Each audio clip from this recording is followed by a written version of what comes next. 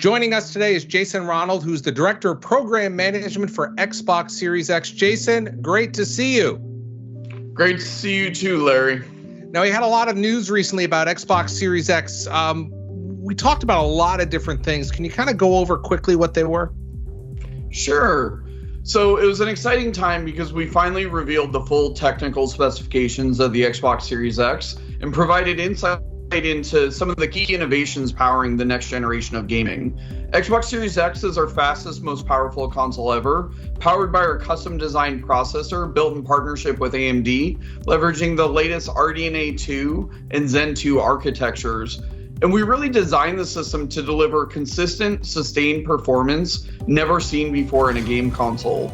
And we really designed it to have the optimal speed balance of power and speed in console design. And it's ultimately about enabling transformative gaming experiences you've never seen before in the living room.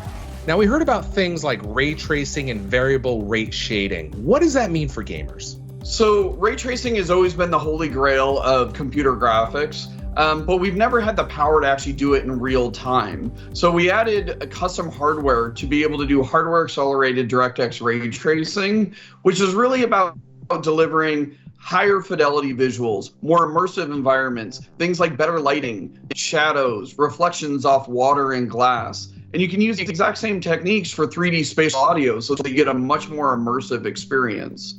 You mentioned variable rate shading. Variable rate shading is really about delivering new levels of performance and efficiency to developers so that they can go well beyond the raw power of the box itself, because they can be more precise about where they choose to spend graphics power in different parts of the scene without reducing the overall visual quality.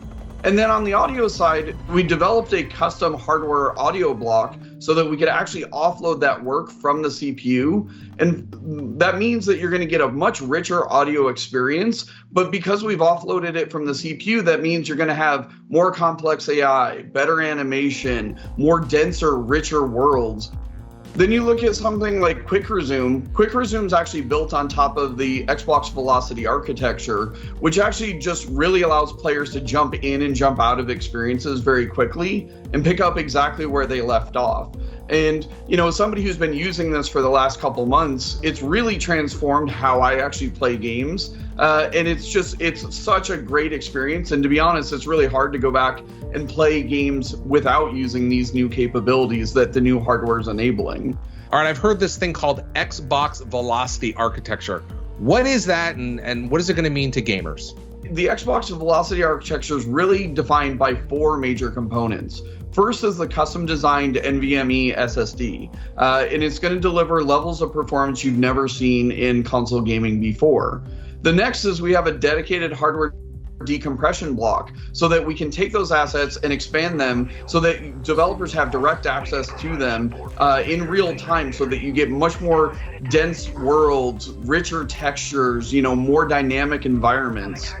The next thing is we actually have a new member of the DirectX family called Direct Storage, which is a brand new API that gives developers direct low-level access to the NVMe controller. And then finally, we have a new feature called Sampler Feedback Streaming, which actually allows developers to, on demand, request data from the solid-state storage drive, and that acts as a memory multiplier. So when you think about these large open world games like a Red Dead Redemption 2 or an Assassin's Creed Odyssey, we wanted the technology to fade into the background so that players just get that really rich, dynamic, immersive environment, unlike what you've ever seen in previous generations. Jason, can you tell us a little bit more about the storage options available for Xbox Series X, including what this is?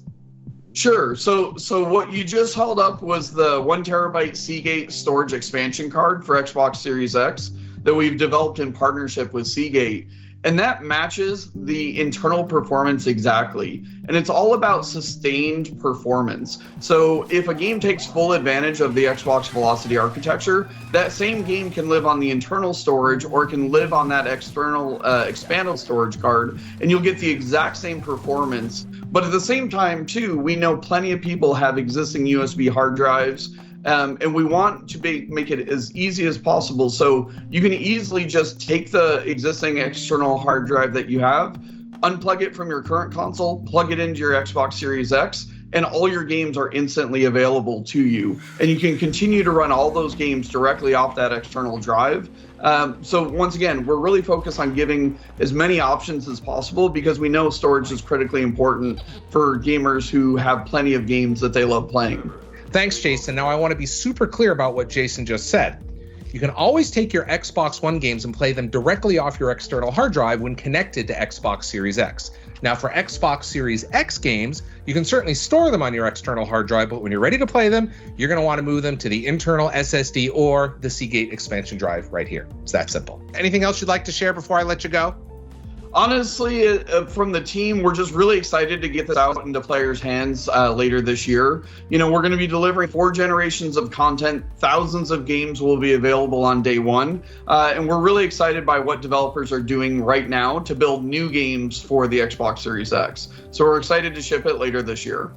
Jason Ronald, Director of Program Management for Xbox Series X. Thanks for joining us. Thank you very much, Larry.